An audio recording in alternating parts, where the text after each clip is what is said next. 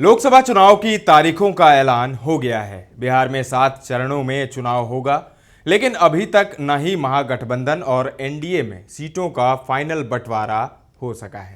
हालांकि दोनों तरफ से एक खाका जरूर तैयार हो गया है, लेकिन अभी तक औपचारिक घोषणा नहीं हुई है।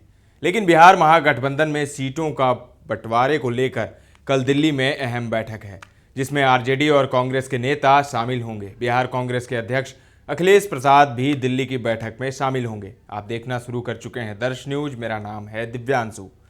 जो जानकारी निकल करके सामने आ रही है उसके मुताबिक कांग्रेस की सूबे की 11 लोकसभा सीटों पर चुनाव लड़ने की तैयारी है। इसमें बेगूसराय और कटिहार भी शामिल है। इन दोनों सीटों को लेकर आरजेडी और सीपीआई से खींचतान चल रही है, मगर कांग्रेस भी बेगूसराय और कटिहार से चुनाव लड़ने के लिए अड़ी हुई है।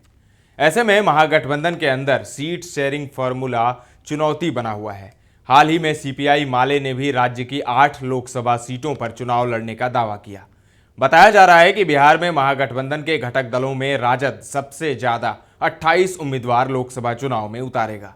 वहीं कांग्रेस को 9, भाकपा माले को 2 और भाकपा को 1 सीट मिलने की उम्मीद है। माकपा को बिहार में जनाधार के अभाव में एक भी सीट देने पर विचार नहीं किया जा रहा है। हालांकि माकपा ने भी अपनी दावेदारी पेश की है।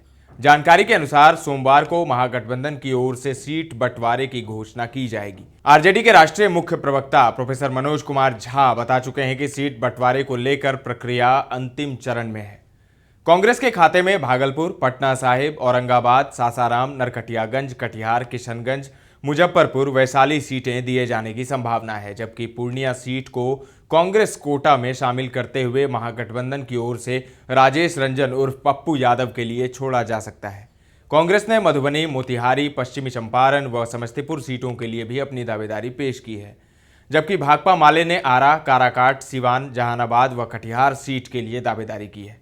इनमें आरा व काराकाट सीट दिए जाने की चर्चा है। वहीं भाकपा ने बेगूसराय, नवादा, मधुबनी व बांका संसदीय सीट की मांग की है। इनमें बांका आरजेडी का परंपरागत सीट है और मधुबनी को लेकर माकपा व भाकपा दोनों की दावेदारी है। राजद परंपरागत सीटों को छोड़ने को तैयार नहीं है। जानकारी के अनुसार आरजेडी अपनी परंपरागत सीटों को छोड़ने को तैयार नहीं है। इनमें गया, बांका, भागलपुर, पाटलिपुत्र, बक्सर, छपरा, अररिया, दरभंगा, झंझारपुर, गोपालगंज, खगड़िया, उजियारपुर, समस्तीपुर, नालंदा, मोतिहारी, सीतामढ़ी, शिवहर, मुंगेर, नवादा, वैशाली, हाजीपुर, जमुई व बेगूसराय सीटें शामिल हैं। आरजेडी ने पिछले चुनाव में गया व औरंगाबाद सीटें जीतन राम मांझी की पार्टी हम को दे दी थी, लेकिन इस बार सिर्फ औरंगाबाद सीट कांग्रेस को देने की तैयारी है। वहीं आरा सीट भी आरजेडी की ओर से भाकपा माले को देने की तैयारी है। कांग्रेस के साथ भागलपुर, पश्चिमी चंपारण, समस्तीपुर, वैशाली को लेकर चर्चा अंतिम चरण में है।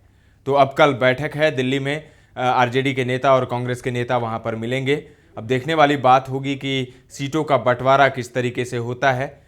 इंडिया गठबंधन में आरजेडी को कितनी सीट मिलती है, वहीं लेफ्ट को कितनी सीट दी जाती है और कांग्रेस कितने सीटों पर चुनाव लड़ती है, ये देखने वाली बात होगी। अब कल की बैठक के बाद उम्मीद की जा रही है कि सब कुछ साफ हो जाना चाहिए। ताज़ा तरीन खबरों का सिलसिला लगातार जारी है। देखते रहें दर्श न्यूज।